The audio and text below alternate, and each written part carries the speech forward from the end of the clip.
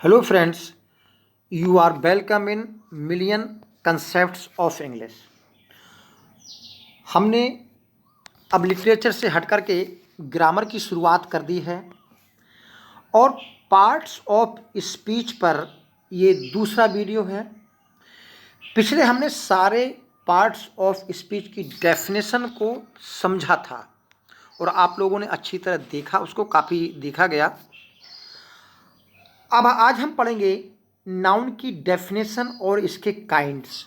देखिए, बहुत अच्छी तरह समझेंगे तो इसके लिए आपको दो बात में ध्यान रखना है कि जो लिखा हुआ है उसको और जो मैं बोल रहा हूँ उसको बहुत ध्यान से सुनेंगे, क्योंकि बहुत सारी बातें लिखी नहीं जा सकती, उनको सुनकर समझा जाता है। चलिए शुरू करते हैं।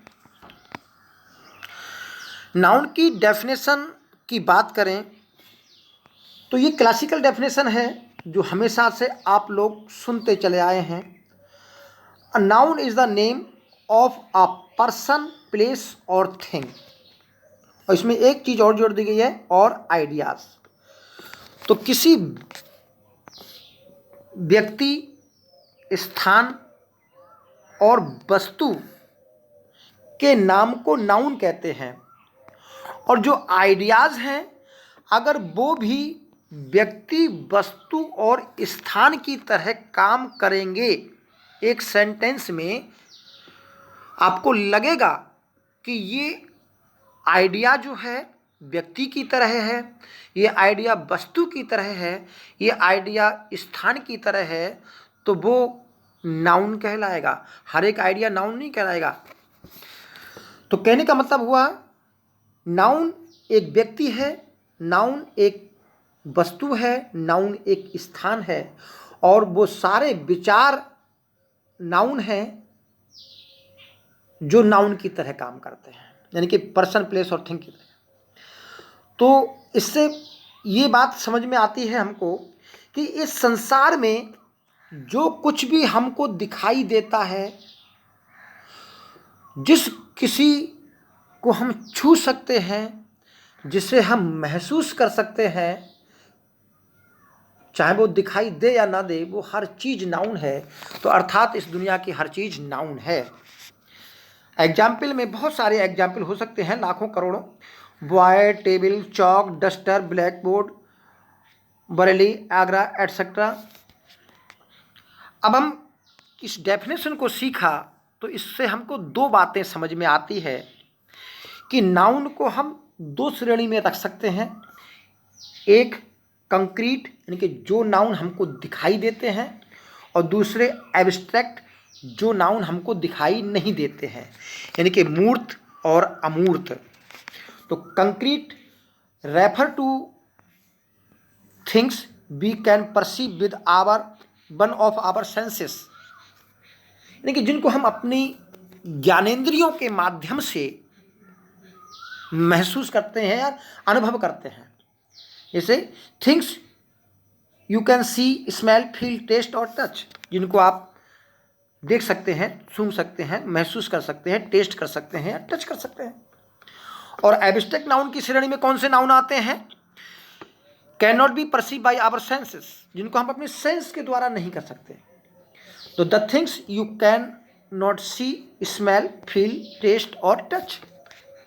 चलिए, तो नाउन इन दो प्रकार के ऐसे होते हैं जिनको देख सकते नहीं देख सकते। तो नाउन की जो कैटेगरी होती है, नाउन के जो प्रकार होते हैं, वो 5 प्रकार के बनते हैं।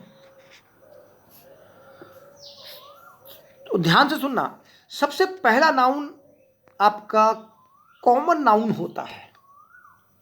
अब आप लोगों ने, बहुत सारे लोगों ने पढ़ा होगा कि सबसे पहला नाउन जो होता है वो प्रॉपर नाउन होता है। तो मेरे हिसाब से तो प्रॉपर नाउन पहला नाउन नहीं होना चाहिए, क्योंकि मैंने बहुत सारी किताबों में कॉमन नाउन को पहला नाउन पढ़ा है और बहुत सारी किताबों में प्रॉपर नाउन को पहला नाउन पढ़ा है। तो कैसे प्रॉपर नाउन पहला नहीं होना चाहिए, क्यों कॉमन नाउन पहला होना चाहिए, इस पे बात करते हैं। देखिए, नाउन जैसे ही हमने कहा कि इस अपने चारों तरफ देखिए और अपने चारों तरफ देखने पे आपको जो कुछ भी मिलेगा वो सब कॉमन नाउन तो है, क्योंकि वो एक क्लास को प्रतिनिधित्व करता है, क्लास को रिप्रेजेंट करता है। तो पहला नाउन है कॉमन नाउन। तो कॉमन नाउन, और समझिए, अगर आप, हमने कहा काओ, तो आप अपनी आंखें बंद कर लीजिए और आपके मन में एक इमेज बनेगी, और वो इमेज ये बताएगी कि इस जैसी, इस करैक्टरिस्टिक्स की, इस फीचर्स की वो सारी चीज़ें होती हैं, वो गाय कहलाएंगी, काऊ कहलाएंगी। अगर आपको एक बफेलो यानी कि भैंस दिखा दी जाए और कहा जाए कि आप ये गाय है, तो आप नहीं मानेंगे, क्योंकि कुछ जो आपकी इमेज बन रही है वो उससे डिफरेंट है, क्योंकि काऊ की इमेज। ऐसे ही boy, girl, dog, book, school, tree, earth, stars, etcetera etcetera, ये सब क्या हैं जो आपको दिखाई देते हैं, ये सब आपके कॉमन नाउन है। अच्छा, अब कॉमन नाउन के बाद आता है प्रॉपर नाउन। क्यों? पहले तो कॉमन नाउन था बॉय, अब उसका नाम रख दिया राहुल, तो राहुल जो शब्द है वो प्रॉपर नाउन है। तो जब किसी कॉमन नाउन को एक नाम देते हैं, उसका एक स्पेशल नाम रख देते हैं, तो वो प्रॉपर नाउन कहलाएगा। Boy common noun, Rahul proper noun. Girl common noun, Geeta proper noun. Book common noun, Ramayana proper noun. Dog common noun, उसका नाम रख दिया टॉमी, ये प्रॉपर नाउन हो गया। स्कूल कॉमन नाउन और स्कूल का नाम रख दिया एमबी इंटर कॉलेज, ये आपका प्रॉपर नाउन हुआ। तो देखिए, समझ गए होंगे कि प्रॉपर नाउन का जन्म बाद में हुआ है, तो बाद में ही आना चाहिए, और इससे कोई फर्क नहीं पड़ता कि कौन सा किस क्रम में आता है, आपको समझ में आना चाहिए कि कोई चीज़ क्या होती है। अब बात करते हैं कलेक्टिव नाउन की। तो देखिए, कलेक्टिव नाउन क्या होता है भाई, हमारे चारों तरफ बहुत सारे नाउन ऐसे होते हैं जिनको हम समूह के रूप में जानते हैं। समूह के रूप में जानते हैं, जैसे हम कहें भीड़,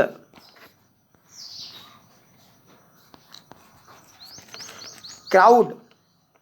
तो क्राउड क्या है? आदमी, औरतें, बूढ़े, बच्चे, सबका जो समूह होता है, जो अचानक इकट्ठा हो जाता है किसी उसके बारे में, तो उसे हम भीड़ कहते हैं। तो भीड़ आपका कलेक्शन है ऑफ पीपल्स, जो पीपल का कलेक्शन होता है उसे हम बोलेंगे भीड़। तो ये बहुत सारे आपके कलेक्टिव नाउन के एग्जाम्पल्स हैं। तो कलेक्टिव नाउन समझ लीजिए, एक ग्रुप ऑफ पीपल।